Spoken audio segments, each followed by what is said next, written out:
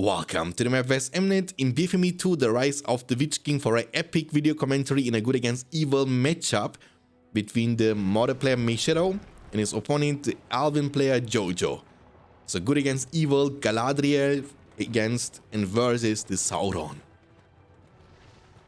We see two Malon trees opening for the Elven player into the barracks, and the Mordor player is opening with 1-2 slaughterhouse into the Orc pit. And I'm assuming he's going to go for the slaughterhouse number 3. So 3 resource building into the production building. That's the build order from both the players, as you can see here. And the Eye of Sauron is able to scout. So it's a scouting ability, but also can be used to give your units leadership. And when you use it at the beginning of the game till the fight breaks out, you might have it almost back. So the duration of the Eye of Sauron is actually for a minute, and the recharge time is only 3 minutes. So you can use it like without having 2 minutes of leadership, which is pretty good. Because the cooldown starts from the moment you start using it. So the duration ends and then you have only 2 more minutes cooldown. This is the map BFME. We have goblin creeps behind the bases. And on the sidelines we have also trolls. These trolls are protecting those inns, which are, kind of including some special units from each faction. For example, the Elven faction can recruit peasants once they control the flag, and Mordor could potentially recruit the Haradrim spear throwers. So units you basically cannot recruit from any of your own production buildings. So it's like a free production building you can recruit special units from. So the builder is in trouble from the Elven player. He was using the builder for scouting purposes. Run, builder. I think he can get away.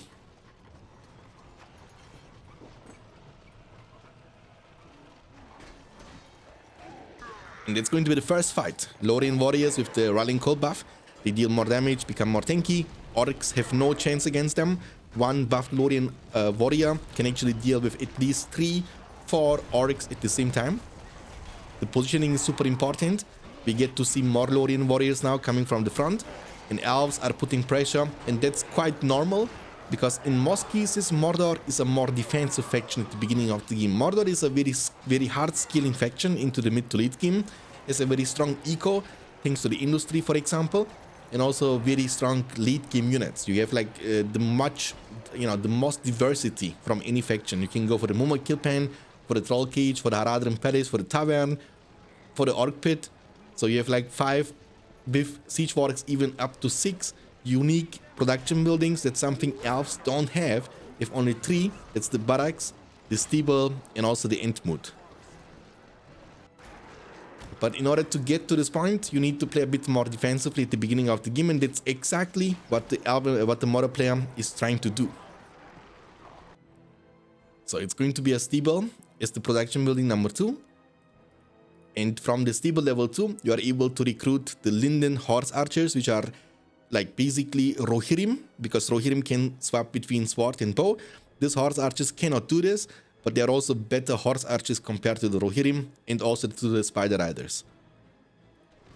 Overall, of course, as expected, the elves have the best archers in the game. And with the Silverton arrows you can get from the armory, they will become even better and greater. Silverton arrows, unlike fire arrows, is not that effective against buildings, so that's the weakness of the elves. They have like not the greatest siege damage of all time, and that's why they need, in most cases, also the Entmoot and some of the Ent warriors to be able to siege successfully. That's gonna be a creep taken by the Mordor player Shadow and Haradrim Palace level 2, and we will get the chance to see the Haradrim Lancers very soon upon the field. So what is the plan though? He's creeping, that's pretty good for him. Elven player was, I think, able to creep this at the top side. He was able to capture the inn, and like mentioned before, you are able to recruit the peasants from this inn. And the Eye of Sauron is buffing, but the archers in the back are demolishing everything. And here's only one Haradrim, one Easterling, so once you are able to deal with that, you can trample with your archer, with your horses, and wipe out the orcs in a second.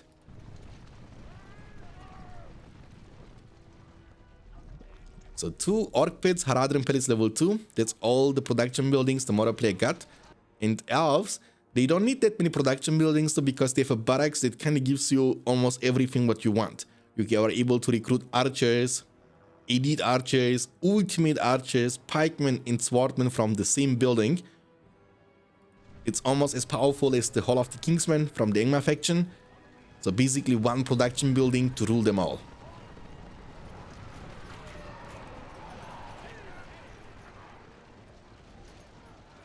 And elves will try to fight in the center.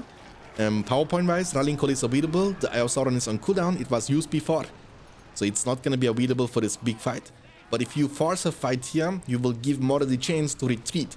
So you want to use your buffs in a way where the enemy cannot really disengage. Even if it does, you can maybe kill some of his buildings in exchange. So in a dream world, you want to use it when you are here, for example. So if he decides to disengage, you have the chance to commit to the slaughterhouse here. You can move down to the orc pits and take them down. These are very weak and squishy production buildings with only 1500 HP. So destroying them is quite easy. While the Elven barracks is much tankier. So it has double the HP, 3000. Okay, that's gonna be a big fight. Also, the war chant has been used from the Mordor player. We have also Gothmog up on the field. Now, he didn't use the war chant. The glow is coming from the leadership from Gothmog. And in this HD edition, he looks a bit different. So he looks like he's having a black armor. Not much of a house color in him. So it's hard to recognize. That's why people, I mean, most online players don't enjoy this mod, the HD mod. Because it kind of gives unique color which are not connected to the house color. The house color is basically the green color from this player, for example. So Gothmog is a tanky hero. He's not gonna go down that fast. And with level 3, you also unlock your Fury, which gives him not only a lot of damage, but also splash damage, so you can kill multiple units at the same time. But unfortunately, in this game, he cannot be mounted on his Varg. So he is a hero that's only available to fight on foot. Bad Trample actually, level 2. Has now the Crack the Whip, Orc Discipline. So basically leadership for Orc Warriors. And Haradrim Lancers against the Rivendell Lancers. It's a 2v1 situation, and that's why Mordor player is not able to win this fight. Okay, now Elven player is forced to retreat, but remember, one of the biggest strengths of the good factions in this game is the well and the statue. They can build themselves like an outpost, and there they can build this Mirror of Galadriel, for example, and this will heal you up back to full HP. So the Mordor player will have the eco advantage, but quality advantage should be always on the hand from the Elven player Jojo. So that's gonna be a creep taken by the Mordor player. After the first couple of minutes into the game, we see 4 power points in the bank from Meishiro, the Mordor player. He was already pre-picking the Eye of Sauron at the beginning of the game and then started to pick the war chant right after. Now he has the chance to save up a little bit more for the 5. It will give you the option to go for the Tainted Land, or what you can do is to save to 10 power point and then you can go, for example, for Industry. It will give him a lot of resources. The Elven player, on the other hand, has collected 11 power points. He also has recruited Elrond. So a very great sportive hero who's also super tanky and incredible fast. So it's not easy to catch him. Gothmog should not be able to catch him. His leadership from level 1, and almost all his kit is designed to be sportive. Besides the last ability, the Whirlwind, everything else is like giving you vision, giving you healing for the other heroes, and the restoration is resetting the abilities, resetting the cooldown of the abilities from his allied heroes around him. It's a very greedy choice in my opinion, because if you put Elven Wood, your enemy will be able to cover this. Never mind, he used the Tainted Land first. Now the Elven player can cover this land and place his own land on the ground, but he doesn't do this. Remember, the Tainted Land is a buff that's able to stack with the Eye of Sauron, which is the leadership, so it will make your army overall much stronger. But the Elven player was able to get away. He's gonna get back to the healing, that's good. Now you can stall until the Eye of Sauron is going on cooldown, or you can just use the Elven Wood here defensively. Gothmog in the front has to be careful. He's taking lots of damage. The builder will actually be in safety. And Gothmog, it looks like he's going to go down. Elrond is going to take him down and get level 2 out of this. The Malon tree in the front, level 2, is going to be taken down. But I think in exchange to this, Mordor will take heavy damage from his opponent and lose a lot of his army. Level 3 has Attilas, which is self-heal too. So you can always go for the heal. And that's the lean part of the Elven faction. Elves do have a lot of heals, okay? Remember Elrond, you have healing from the spellbook, you have the starlight from Glorfindel, you have restoration to reset every ability and use them again from Elrond. You have also Elrond's daughter, Arwen, who's also able to heal. So plenty of healings means a lot of sustain and tankiness. He lost a bit of his Malon trees, but he has a big army. Mordor lost a lot of his army. He's down to 280, 275 out of his 725 available command points. So he needs to start making army that is more valuable and that has a bit higher quality. For example, the Black Orcs. And like mentioned before, you are able to recruit the Haradrim Spearmen, which are like a ranged pikemen who are able to throw spears and deal good damage to the enemy horses. Oh, but we have the mouth of Sauron. I'm the messenger of Mordor.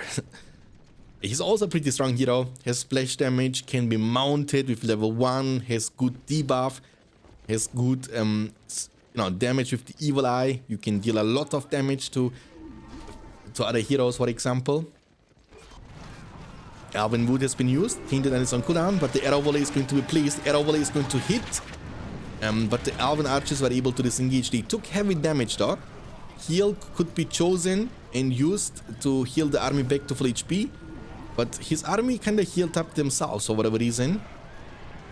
And the army is should not be underestimated. They have like buff from the Elven Wood plus the leadership from Elrond. They have double buff, which makes them super strong.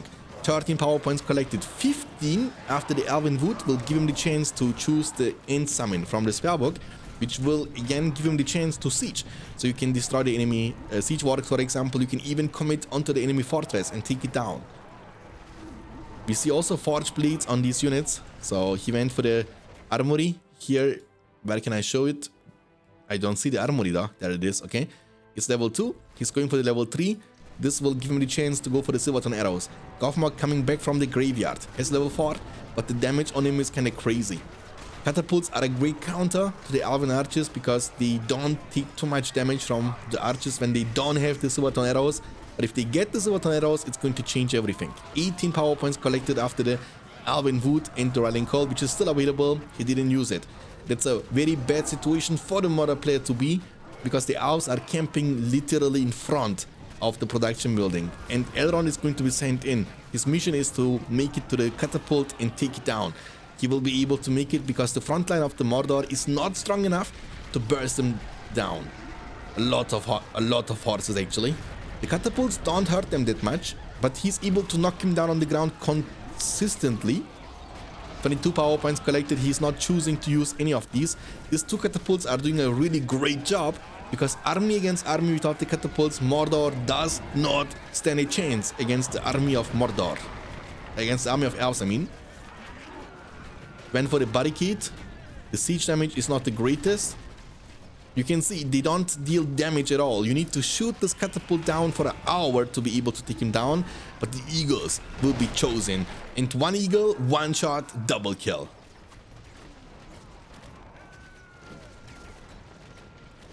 The Sorceress has no armor on it, but he didn't go for the End Summon. He can still do this though.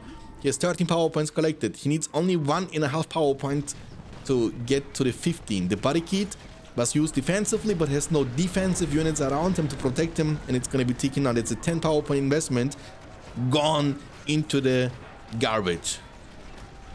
The Elven army should not be underestimated. Super strong. The eagles are doing a good job. Also, the builder might be in trouble. He's going to try to get in safety by building a slaughterhouse. The eagles have still the time and the power, the damage to take down the builder. And the builder is going to go down to the darkness too. There comes the mouth of Sauron. He's all about to be level 4. There are 2 Mordor heroes. Can they turn this around? Fury is going to be used from Gothmog. He's attacking a bit faster. But there comes Glorfindel. There are still some pikemen you cannot ignore. The doubt ability will be used to make the enemy units a bit weaker. Glorfindel is a good hero also against other heroes, especially when he's level 3 and has the Bleed of Purity.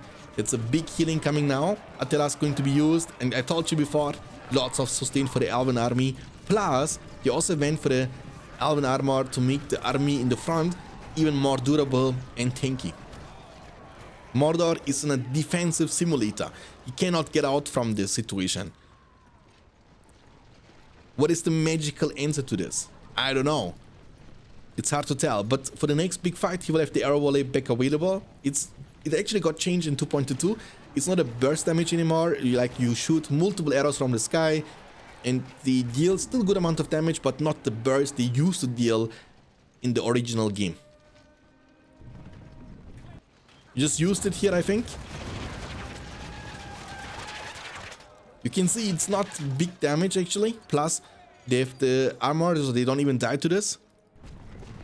And that's a big army of Rivendell Lancers actually. Look, the damage output against the level 3 Slaughterhouse is kind of crazy. I like the design of this Rivendell Lancers. They are looking pretty powerful to me. Mordor is trying to go for a counter push, but he needs some Easterlings to defend. Otherwise, these Lancers will take out every single resource building from him, including the lumber mills. Here's a level 3 Siege Warwicks for tankier and faster production speed. That was a very funny interaction actually. The pikes are coming. So the counter here is too hard. So even with heavy armor plus forge blades, your lancers can never fight against those Easterlings. It's not possible. Oh my god, he's in big trouble. Mouth of Sauron. He's the messenger of Mordor. Don't take him down. Use the doubt ability. Orc archers are of course not a match. Fury is going to be used. You can also go for the elite archers, but these are, in your case, of course, the Haradrim archers from the Haradrim Paris level 3. And Mordor is not super rich. He didn't go for the industry himself. So he didn't go for the power point that has the potential to make him rich. He chose the more aggressive power points, but they didn't really benefit him too much. The arrow volley was definitely the wrong choice, in my opinion. Elves have collected 24.5 power points. So this guy is speed running to the 25. 5, 10, 15, 25. That's the fastest way you can ever reach to the final and ultimate power point in this game. Industry has been finally chosen, but he's using it in front of the Rivendell Lancers with their forge blades and heavy armor. So it cannot be protected for a long time. It's gonna go down, and that's gonna be the Sunflare. The Sunflare upon the fortress for the burn. And that's how you shut down Mordor in 2025. This is how you dominate your game.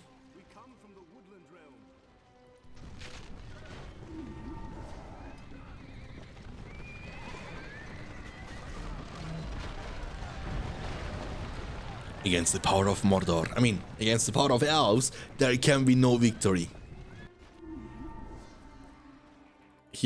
Unfortunately, he lost the level 3 Slaughterhouse, so Mordor is dropping down to 375 command points only.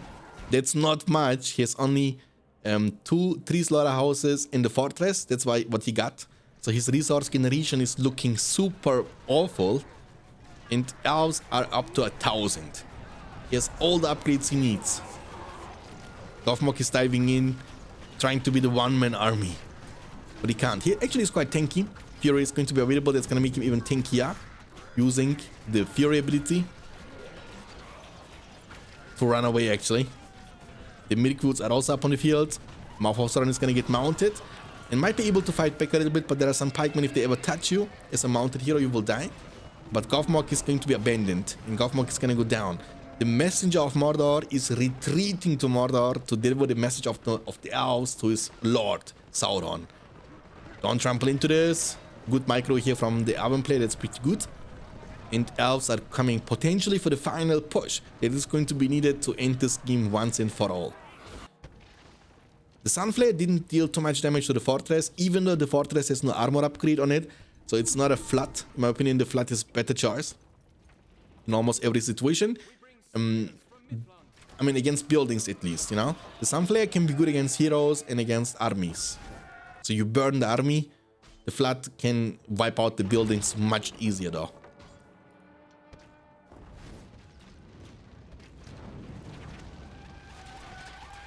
But we do see more armies with upgrades nowadays. And also the Mirkwoods are so powerful. I like the Mirkwood design so much.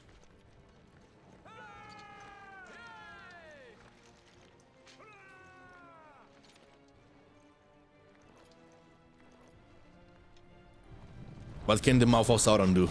Absolutely nothing. I want to see his damage actually against this Lancers. He's surrounded. Nah, they have too much damage output now with the Forge Blades. Also, Haldir is coming on level 1, but it's not a hard thing to level up Haldir to level 5. Every range hero has a very easy way to level up. All you need to do is put him next to the archers and he will level up passively over time. It's more difficult to level up the melee heroes. Also, Glorfindel has been killed before, so Mordor is getting a bit more time. A bit more time, that's not maybe good. Mordor is still dangerous in the late game. Gothmog is back from the graveyard. The revive time of the heroes seems to be super short actually in this game. Haradrim Palace level 2 still. You never went for the Haradrim Archers. One of the options you can actually do with this faction is to counter the quality with your own quality. So you basically make Haradrim Archers, give them banner for the barbed arrow shot.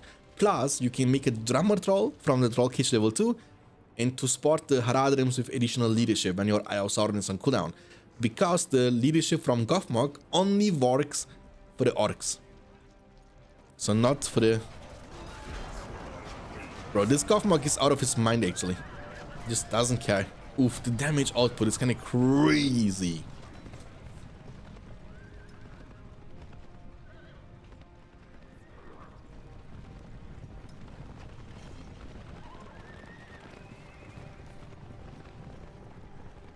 The builder. I mean, also Mordor player lost a lot of his builders in the whole game. And all of them need to be replaced, right? So it's not super cheap. You need to invest a lot. I don't know why they got cheaper. Usually they cost 500.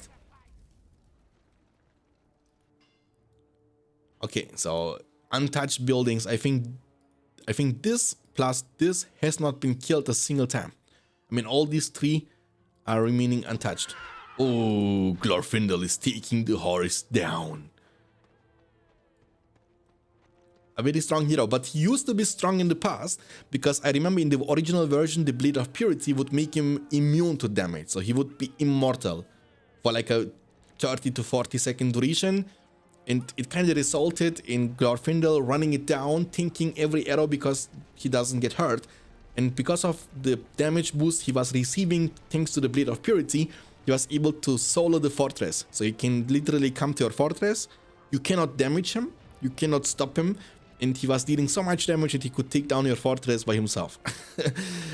Seems a little bit broken. A little bit. Ent mode for the siege. Oh, they have also new ents actually. Guardian Ent, Siege Ent, and I don't know what the difference is actually. Strongman, Swordmen, and Archers. I want to see this guy, but I cannot. He's cheap.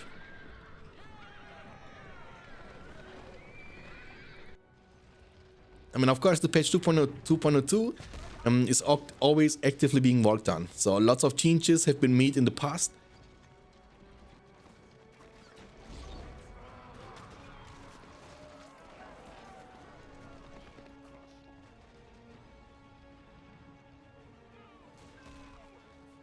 And one of the recent changes is to the Guardian Ent, because such a thing was not existing before.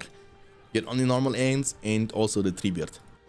Okay, so Mouth of Sauron is back from the graveyard. Level 6, that's good. Level 7 will unlock his Evil Eye. Pretty powerful. But he's taking lots of damage.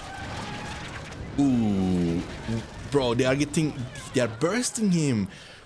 He used to be a counter to this Rivendell Lancers, but their numbers plus their quality seems to be a big problem for the Mordor army. Barrage has been chosen. Sunflare is reloading itself. Plus the Eagles are available for the next push. And very soon, there are going to be some siege weapons from the Elven player. He has also 6,000 resources in the bank. He is super rich. He can upgrade any unit he recruits just easily to full. He can give them banner, forge blades, heavy armor, and also the silverton arrows.